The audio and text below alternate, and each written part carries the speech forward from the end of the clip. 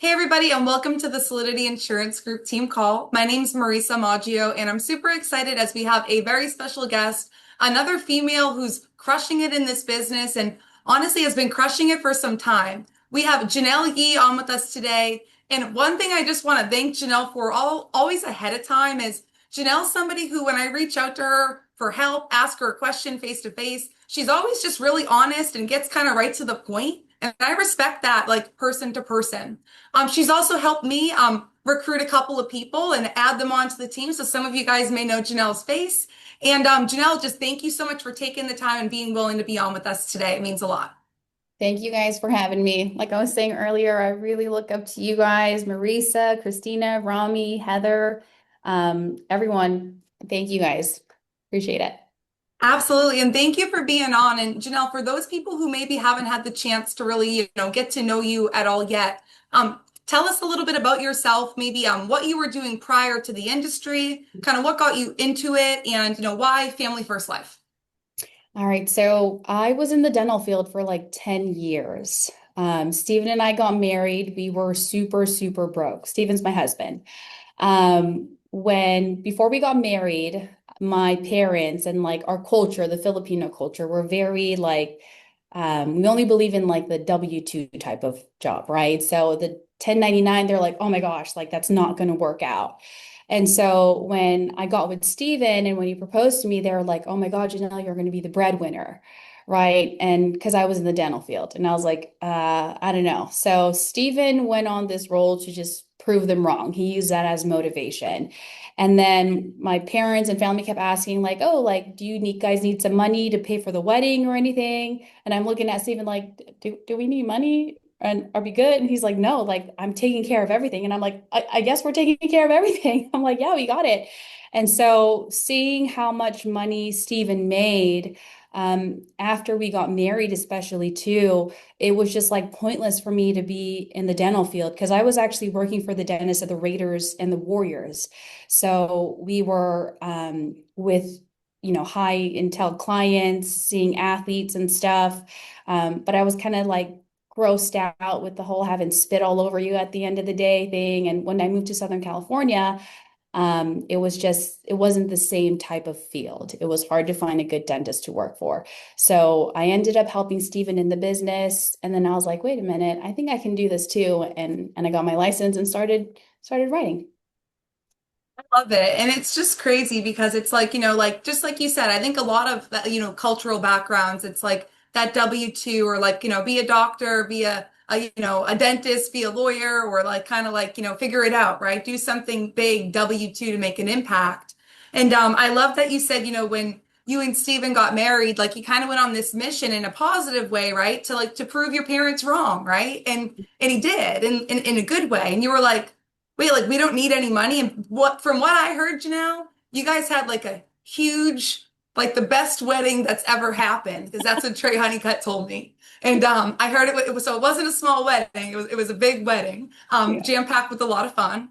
But that being said, like you seeing that and then you going through a marriage, obviously there's a lot of emotions happening all at the same time, which is a beautiful thing, but it also can probably feel like a whirlwind.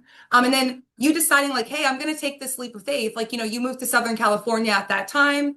Okay, maybe there was a reason why the opportunity didn't appear itself, right? Because you were like, hey, I'm going to get my license and jump on in. So I love that that's how you began in the business. Now you're both a mom and you're a business owner. Is that fair to say? Yes, ma'am. Now, Janelle, I think a lot, and I can't speak to this because I don't have children, and that's probably one of the hardest things for me to relate with other females is I don't have children. But one thing that does almost kind of like irk me is when folks use their kids almost more as like an excuse versus a motivator, if that's making sense. And I feel Mhm. like you've used, your children as a motivator, and you even can see that on social media. You can just see it in your day to day and how much you love your kids, by the way. I love it. Thank It's beautiful. But like, how do you balance both without using your kids as an excuse? Because it is a really easy, excuse to use, right? It is. It really is. Now, if you're a parent on here on this call, can you put a one in the chat just so I can get an idea of how many of us here have kids? Zero. Oh, okay. Kate's a mom. Melissa. Okay, we got two, three, four, Rosalind, Elaine, parent but adult kids. I know what that's like. Yes. Oh, I thought you meant like parenting your parents. That too. Okay, great. So we have a lot of parents on here. So balance. Everyone always asks me that question, like, how are you able to like help new agents out, help Steve with the agency while still trying to produce, while still trying to be a mom, still trying to be a good wife? And the answer is there is no such thing as balance. I'm going to tell you guys that now.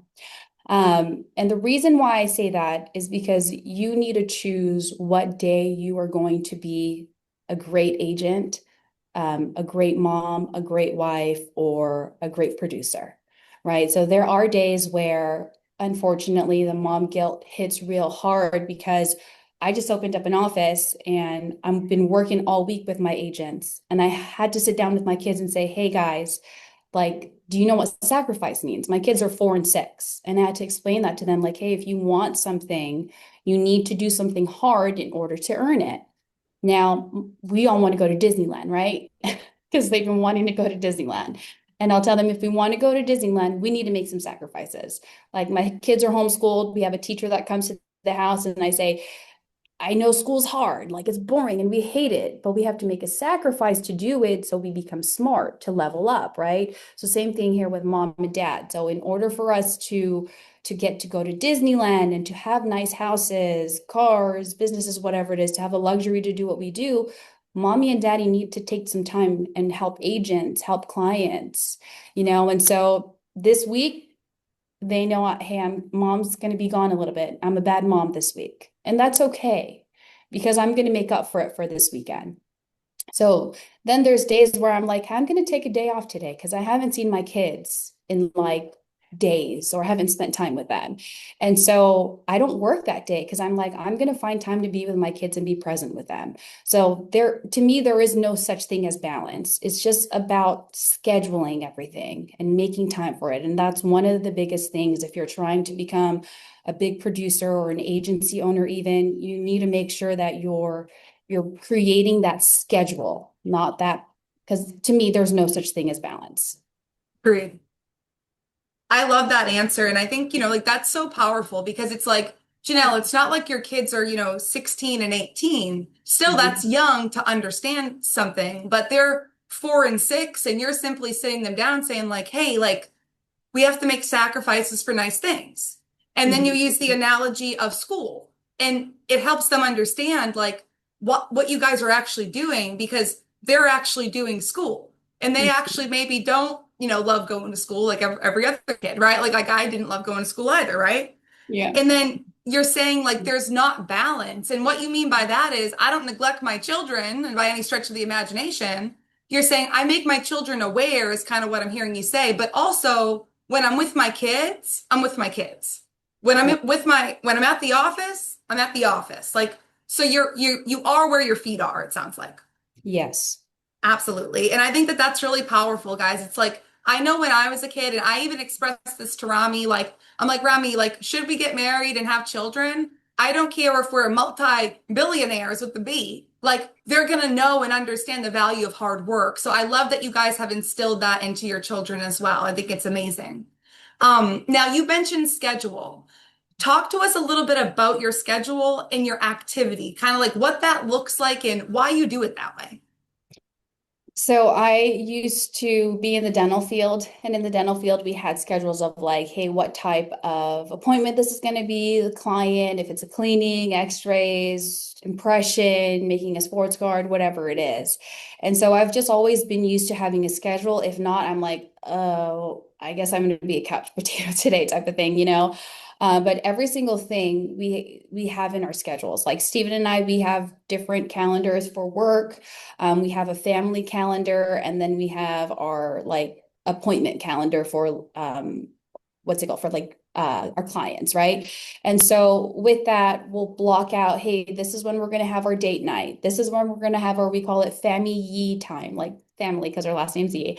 And then, during the morning, that's where I'm running final expense. Tuesdays and Thursday evenings, that's where I'm going to be running mortgage appointments. And mommy's going to be working late that night. So Wednesdays I take off because we go to church at night. Saturdays are church in the morning, appointments in the evening for my mortgage or final expense clients who need a weekend time, and Sundays are completely off work limits. Like that is our family day. That is when we reconnect with our kids, get the week started, prep them like, hey, mommy's going to be going to the office during these days. Daddy's going to be there all week or whatever it is. And we're communicating. So it's not just schedule. But if you guys have a family, even if you're just married and have a spouse or significant other, whatever it is, you need to communicate that with them. Because it's one thing for you to just know your schedule. If they don't know it, then it's like, I booked a date night at this time. And you're like, well, I have appointments. I got clients, that I got to help. So you got to make sure that you're communicating as well as having a schedule. That's huge. And I love how you like went through like different things that aren't negotiable in your schedule. Like even like the date night, right? Like family Yi time, right? Like those aren't negotiable things. Like they're built into your schedule. But like, guys, we can do these things. But to Janelle's point, like I love how you're like Tuesday, Thursday, I do my mortgage appointment. It's like when you're that scheduled, guys, you can say Tuesday and Thursday nights, I do mortgage from 5 to 8. Like because you're that scheduled and all you just look at your schedule and you wake up to Janelle's point. If I didn't have a schedule, Janelle, I would wake up and I would just be like, I should do some laundry or something. Like you know what I mean? Like I wouldn't know what to do. But when you're just following something that's already telling you what to do, that you communicated to your point, whether that's to your kids, your family, your mom, your dad, like your best friend that you live with, whatever it might be, it's like communicate with those people because that way they're going to understand more what's going on and that they're more prone to be accepting of it, guys. So like communication is definitely key. Now, when you're like working with your agent specifically, Janelle, activities, everything, it always has been, whether we were in the field or we're doing, telesales now, right? Mhm. What are some of like the activity, like expectations that you have for an agent? If I'm working with you, Janelle, like what are some of the things activity wise that you're expecting me to do to get a good result? So Stephen has built his agency to where we don't really have teams. I mean, we do, but we don't. Like I could help a new agent that is a mom on like someone that's sidelined to me underseas, right? Or I can have somebody who was in the medical field talk to Amin because he just quit his job after 20 plus years being in the medical field. And so we've just built this culture where we're like, okay, we all help each other out. Different activities and expectations that I have for new agents that I'm working with is schedule. Like, hey, you need to communicate first that with your family, like when you're going to be doing this, because a lot of them start off part-time, right? But we have a series of like, let's just say the agent is unlicensed. So we go through the licensing. After they get licensed, we put them through our boot camp. After boot camp, we have them do a release presentation. While they're watching boot camp, they're on our Zooms listening in to live presentation so that they can take notes and see the boot camp all in action. And then I've personally like sat with people on Zoom, like while I'm cooking dinner or mopping my floors with my kids in the background. And I tell them like, hey, I'm a mom. Like I don't quit that job. That's 24/7 for me. So you might hear my kids in the background. I have my noise canceling headphones on.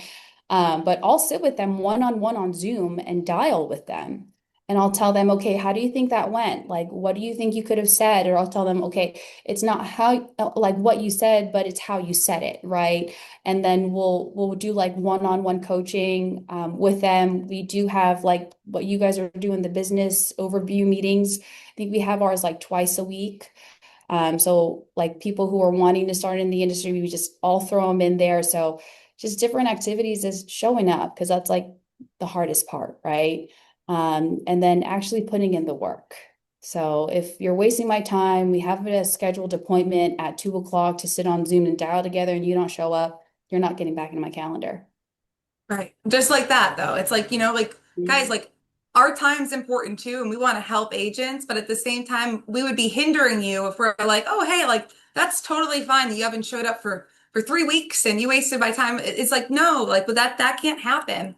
And I love Mhm. how you led with like they need a schedule, right? Because like to be honest, guys, like in my like humble opinion, all you need in this business to see success is to have a schedule, show up, and do the work. And eventually, even if you're terrible, you're awful, you're the worst insurance agent in the world, it will work out because it's just a skill set, right? It's attainable. So it's like, how many times did you fall off the bike when you were a kid? Like, I fell probably one too many times, But that being said, it's like I still learned how to ride the bike, just like probably all you guys did. So it's the same thing. You're gonna fall, but it's about being able to get back up on the hard days and being able to communicate that too, right? So, Janelle, I love that. And I love how you said too, like they need to show up in order for you to show up. And the second they stop showing up, it's like, you know, that's it. Like, don't waste my time, right?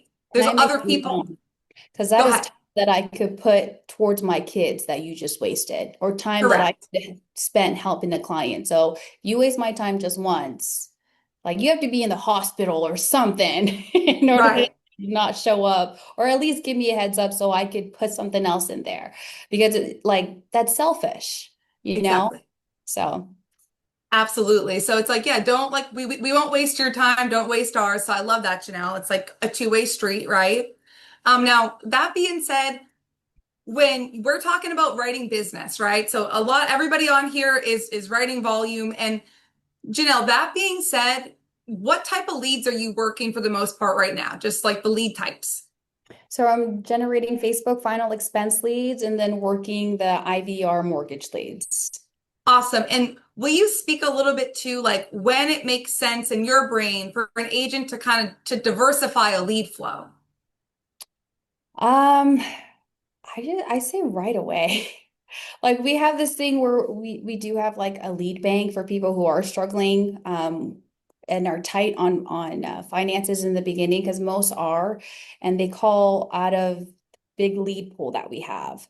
But if they have enough funds, because even before we recruit anyone, or like if they reach out to me on social media and like, oh my God, what are you doing? Like, how are you writing that much money or making this much money? How are you living that lifestyle type of thing?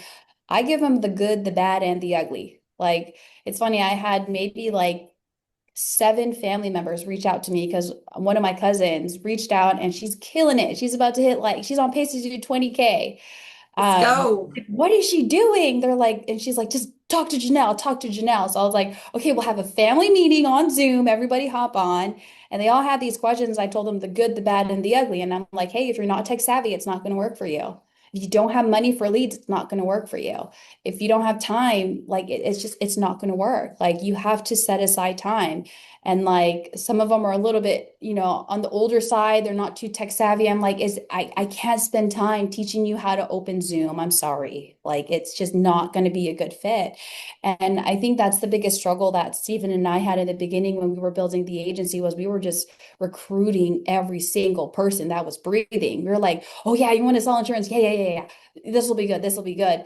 But now we're like trying to turn people away from it because the ones that'll actually fall through make it through the fire, just like how gold's tested with fire, they actually end up doing something. Because I'm like, I'm not going to waste my time anymore on people who aren't willing to put in the time and effort for themselves.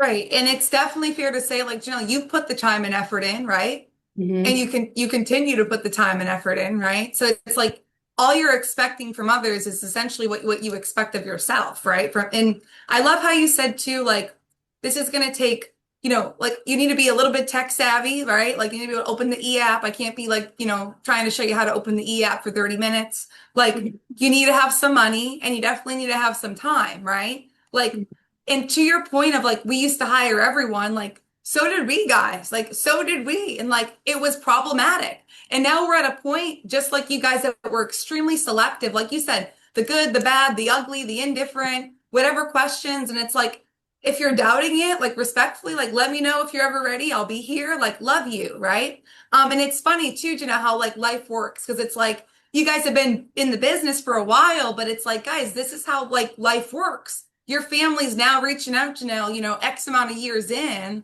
And it's like, they're like, what's up? So like, I love that. I really do. It's funny, Um, the same ones that said, hey, that's not going to work. Janelle's going to be the breadwinner. that's right. That's right. Exactly. I love it. I love it. Yeah. Hey, full circle, right? Yeah. But that being said, when you're talking to your clients, and correct me if you feel like this is different, right? So like when you're opening up, Janelle, do you feel like no matter what lead type it is, you're kind of pretty much opening it up the same way? Yes, it's not like a specific script. It's just we have this thing where we call it the 8 steps, where because how you sound, Marisa, and how you open up calls may not be the way that I sound, or how Steven sounds, or Wyatt, or any of these guys here at the office today. And it's funny because we have a ton of new agents that came in that flew into town just to watch and observe who are going through boot camp. And we're like, listen, like how he opens versus how he opens, and how he does his financial inventory, and how he seals the deal, certain things like that. And they're like, wow, it's all being put into place. So, yeah, we follow 8 steps basically. I love that. Okay, so you guys kind of like the 8 steps, and those are the 8 steps. It's just like the bones, and then it's like you're gonna fill it in because everybody's their own person, if you will. Correct, Lo- correct. Love that.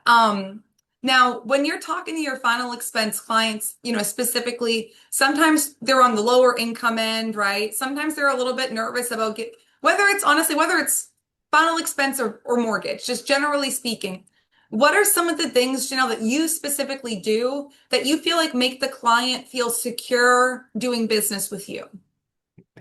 So for my mortgage protection clients, I took this tip from Clint. So before I start the appointment, I say, hey, before we can get started, I do need to verify myself with you. That way you can see I passed a federal background check and am licensed to go over this information you in the state of California. Let's just say they're in California. And then I say, do you receive text messages out of this line? I hop on Crank Wheel. And then I show them my agent validation website where all my licenses are in there. I have pictures of my family and I go, this is me. And I have my camera on the whole time. My family, my 2 beautiful kids who are cuter when they're asleep. And then I joke around and I say, these are all the states that I'm licensed in, and these are all the companies that I work with. And I start naming a few. I'm like, you probably might be familiar with some of these companies, Mutual of Omaha, Aetna, they're partnered with CVS, American Amicable, Transamerica, all them.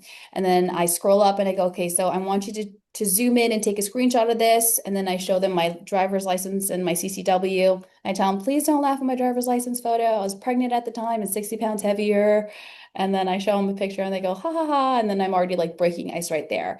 Now with my final expense clients, since they're not as tech savvy, I have them write down my information. And it's a lot slower in tone, right? Because these guys are older. So I go, my name's Janelle, or it's pronounced Janelle. I'll spell it for you. And then I say, my last name's pronounced Yee. It's only 3 letters because I always go Janelle with an E. And so I speak very, very clear. I give them my license number and my phone number. So both ways I'm identifying myself. Mortgage, though, it's a little bit more solid because like they're more tech savvy and I'm showing them my IDs. The old folks, they're very old school, so they're fine with just having the license number and my phone number and my full name. Absolutely. And, I think that that's just huge. You hit on one, like so many great things there, but like just like the speaking clear and slowing down. Guys, sometimes that's the difference between helping a family and not helping a family. And more often than not, and Janelle, let me know if you agree with this, like probably the biggest thing that I see new agents struggle with in the beginning is tonality. And it's Mhm. that, like, we're talking really fast, we're really nervous, or like, we don't know where we are on the script. Like we, you know what I mean? Like but we got to be right here, meet them where they're at. That's like kind of what I hear you saying is like, hey, if you're talking to Robert, who's 82 years old, the Mhm. conversation is going to sound a little bit different than if you're talking to Janice, who's 32, right? Like, Yeah. and that makes sense to me. So I love that. And then also Matching how their you energy on the phone. So if they're like, hello, I'm like, hi, this is Janelle, getting back to you about the form you filled out. Versus if they go, hello, I go, hi, this is Janelle, I'm getting back to you about the form you filled out. So you match their energy. Yes, and that matching and mirroring, like that's money. Like that's what helps you in sales. That's a skill set, guys. So it's like match and mirror and start doing it with the people around you. Honestly, that's how I learned in my 20s. I just started doing it with my friends. I was just like messing around, but in a way it helped me actually like face to face in sales, guys. So, but I love how you also said you open up and you kind of have them with a good laugh, right? Like I think like the Mhm. driver's license thing. Like I always just had in mind, I'll say, Janelle, like, don't worry, I stopped wearing that much makeup. That picture's from college, right? So it's like things like that, and they always laugh, right? Like it's a good Yeah. giggle. You kind of poke fun at yourself, right? And that's going to allow you to identify yourself. Now, one place, another place, right? We get sometimes stuck on that, like, like the beginning, we're opening it up, but at the end, Janelle, now like we've completed the sale, like, you know that I want the insurance, but like I'm just like, you're like, okay, and what, like, how do you ask for the bank? So before I get in app, I tell them like, hey, Marisa, out of all the options that I showed you, if you can get approved for one, which one do you think you would start with? And then they Probably say, B.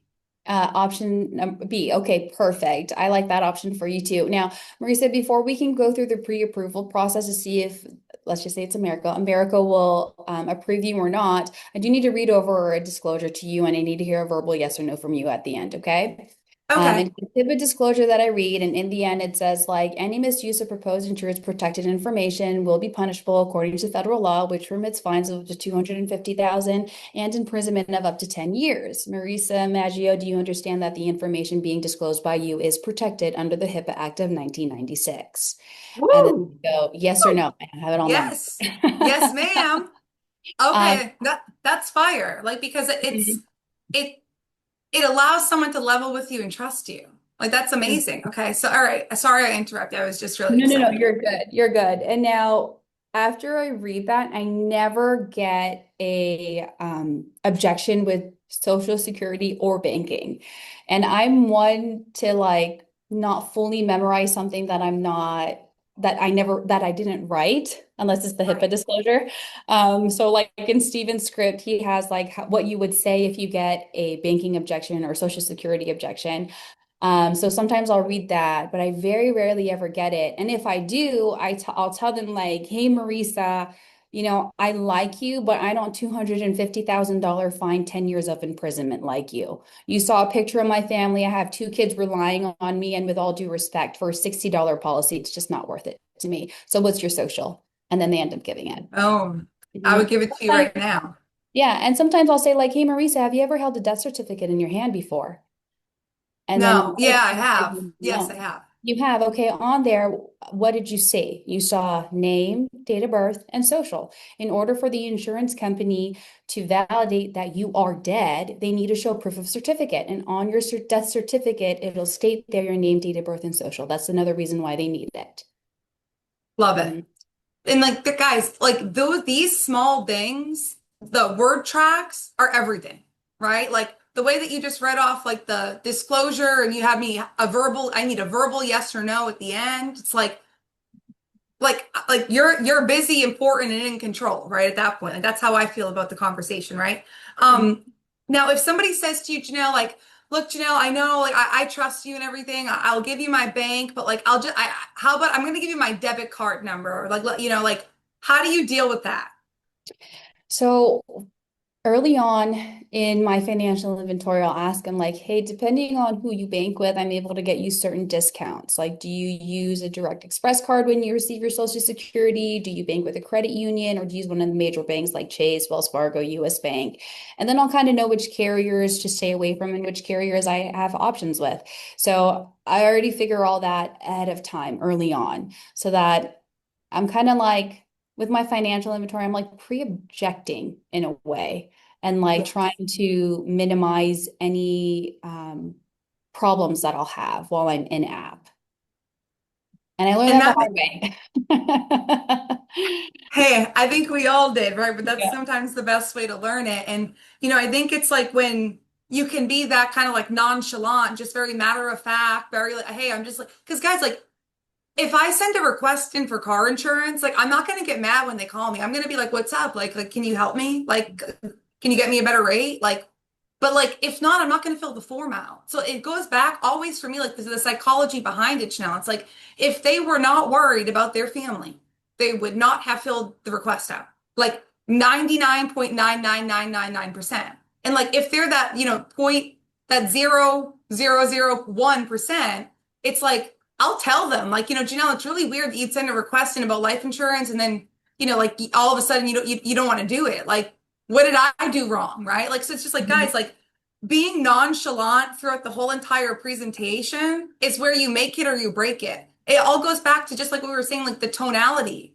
Like the tonality and the matter of fact, that's what sells. Like Rose, like you've been killing it, girl, and like your tonality and your very nonchalant matter of fact is getting you to the next person. It's getting you to that additional 35% of people that just need a little bit of an extra push. And it's like, guys, that's what it's about. It's not always comfortable, but Janelle led with this in the beginning. It's not always what you say, but it's how you're saying it. I could say the same exact thing Janelle says, but if I'm like, and like, I'm not really sure, I don't think it's gonna like share with anybody else, like it probably shouldn't, I need a verbal, it's like, they're gonna be like, okay, like, no, no, and they're probably gonna hang up on me.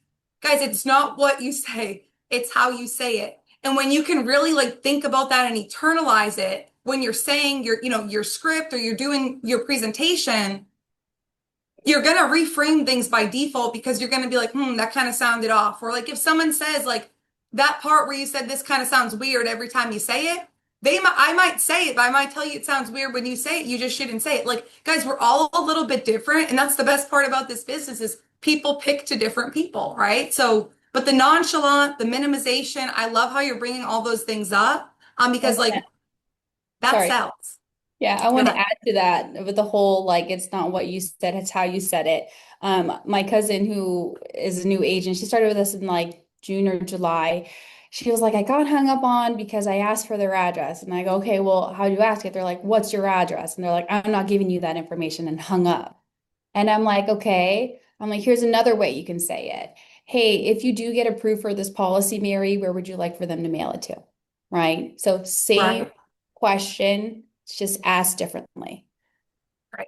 It's the framing, it's the packaging of it. Guys, and like by the way, like I've had the worst packaging and the best thing is you can always just repackage it. So it's like take the feedback, take the coaching. That's why we want to always help you guys and lean in. Um Now self-accountability is huge in this business, Chanel. Is that fair to say? Like if you're not self-accountable, like you're gonna work your way out of this business. Like Mhm.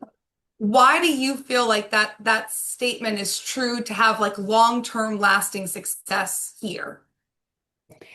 It's hard. Like there are weeks where I'll have a really good day. I'm like, oh, I had like three policies today. I think I'm done for the week. And you get comfortable and then like boom, a chargeback hits and you're like, oh shoot. Like you always want to be one step ahead and not get too comfortable. One of the biggest reasons, like I took a year off of the life insurance industry. I started like in 20, I got my license in 2020, then didn't really officially start writing till like 2022. Then I took a year off and then went back to it. But like one of the biggest things that I was struggling with was I got too comfortable. And then once I was like, okay, I'm done with it. I got too distracted and wasn't staying consistent. And then it got hard because like after the kids and going through postpartum, I'm like, let me focus on them, give them a year, and then I'll get back to it when I'm ready. And I did. And now that I'm ready and have been dominating it, I feel like um, That's I don't want my kids to see mom give up. Like they are my why. They are my why. And showing them if I quit or become too comfortable or not showing consistency, I'm setting that example for them. Like everyone go like this.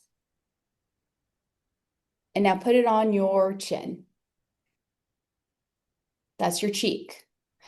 So same thing with kids. They don't follow what you say, they follow what you do, right?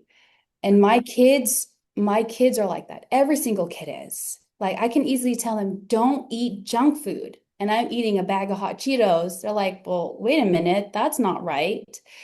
And so my kids are, and my husband as well too, like they're the reason why I stay consistent, why I don't give up, because they are my why and a constant reminder. Like every time I look at my phone, like I don't have the words to say, hey, I'm going to quit today. Mommy's going to give up. I don't have those words. Hey, I don't want to be consistent anymore. Hey, it's getting too hard. Mommy's going to stop. Like, I don't want to set that example towards my kids. You don't want, I love that because it's like you don't want them to see mom that way because that's not who you are in your core, it seems like.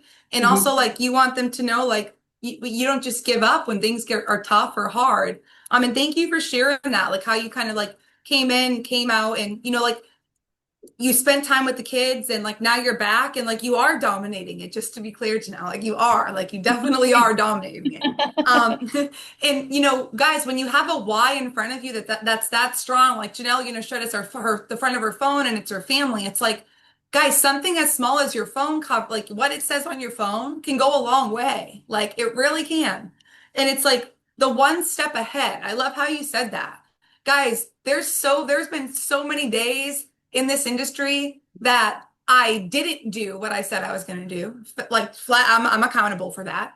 Um, and then I later was like, okay, to Janelle's point, like now this hit, now this happened, now all my appointments this week no showed me because on Tuesday I just wanted to only talk to the first three people I spoke with and not call any of the other people I was supposed to talk to that day. It's like, guys, one step ahead wins in this business because there's always going to be things that come up, always at different stages in the business. Like there's different problems at different stages, and that's just how business is, and that's the beauty of it. But being able to get through it and just be like, hey, like, you know what, like I'm not going to give up. Hey, today was a little bit tough, but like I'm tougher than that. Like it's okay, tomorrow is going to be better.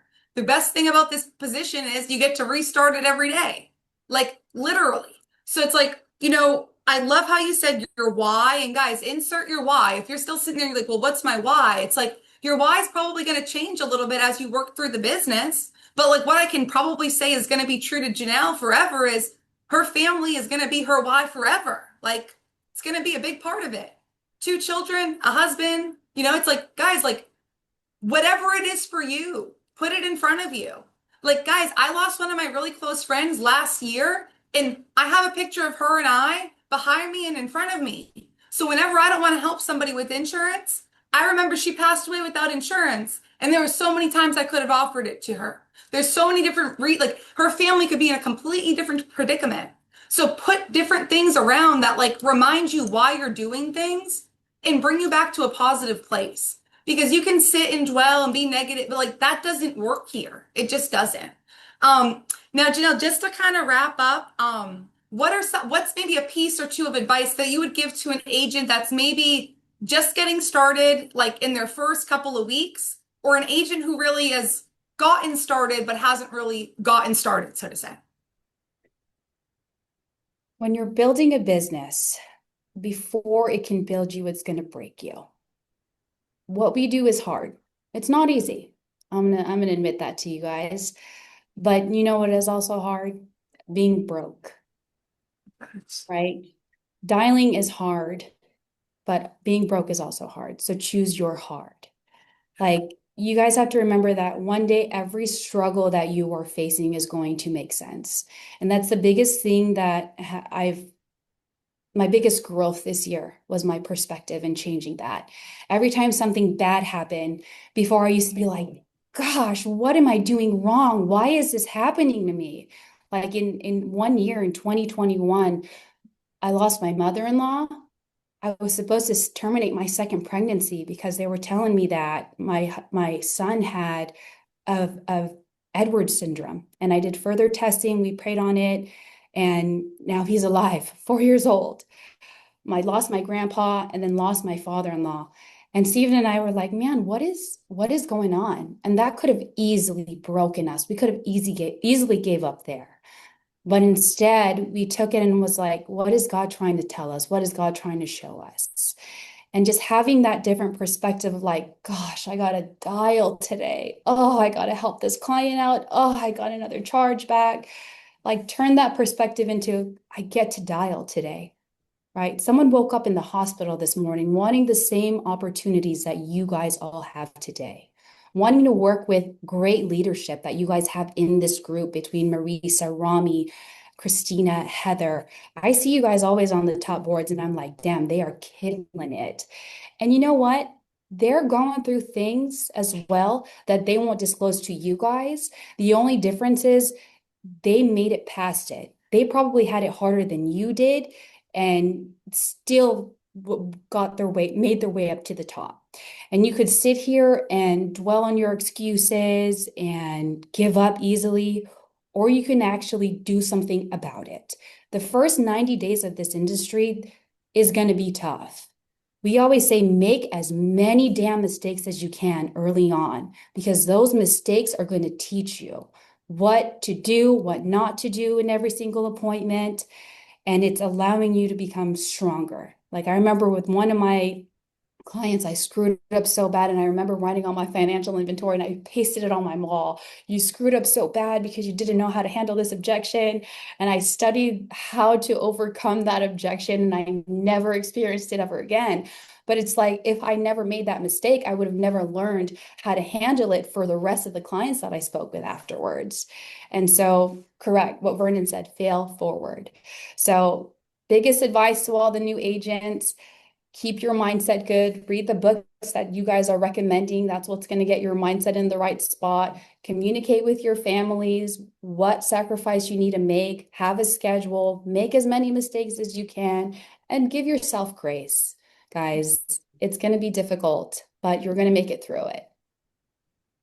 Janelle, that was like the best, like new agent, like 90 seconds I think I've heard in like a really long time. So thank you for that. Choose your hard. Dialing the phone's hard, sure. So is being broke is really hard. I've been broke. I'm not too proud to admit it. But also the perspective change. I think that that is so big. And I think that in different like phases in our lives, we have different perspective changes for good or for bad. And I just applaud you guys for getting through that many losses and, everything with the baby. Like, you know, God is good to say the absolute least, in that perspective. And I love how you said, what is God trying to tell us? Like, I'm not going to preach to anybody here, but I do have faith and I believe in God. And, I always go back to that. What is God trying to teach me right now that I'm not learning? Like, and it's like not in a frustrating way, guys. It's in a way of like, connect with your spirituality like that it can actually click a lot of things together. And in your first 90 days, I love how you said make as many mistakes as you can. Guys, that's what your first 90 days is about. It's about messing everything up. It's not going to be pretty. It's not going to be that fun, probably. But like you're going to learn a lot if you're actually moving in your first 90 days. You're going to have somebody who moves like this in their first 90, and you're going to have somebody who moves like this in their first 90 days. Which side are you going to be? Are you going to be like the slow, like Trey always says, slow is painful, like fast isn't, basically. It's like, guys, slow, the 90 days slow is painful. Like that you show up, to Janelle's point earlier, you show up, but you don't do anything, right? Like that's not going to help you. Make mistakes and learn from those mistakes. And I too, Janelle, learned from a lot in the beginning. And if I wasn't humbled enough to be like, hey, this is what happened, how do I fix it? I wouldn't have fixed any of those things. So, Janelle, I can't thank you enough for being on with us today. I'm really just excited for you, as a person. You're a great human. You've always been so good to me. And I've always looked up to you guys since, we've came in. So I really appreciate you taking the time out of your day to be on with us. And thank you for your time, Janelle. Thank you.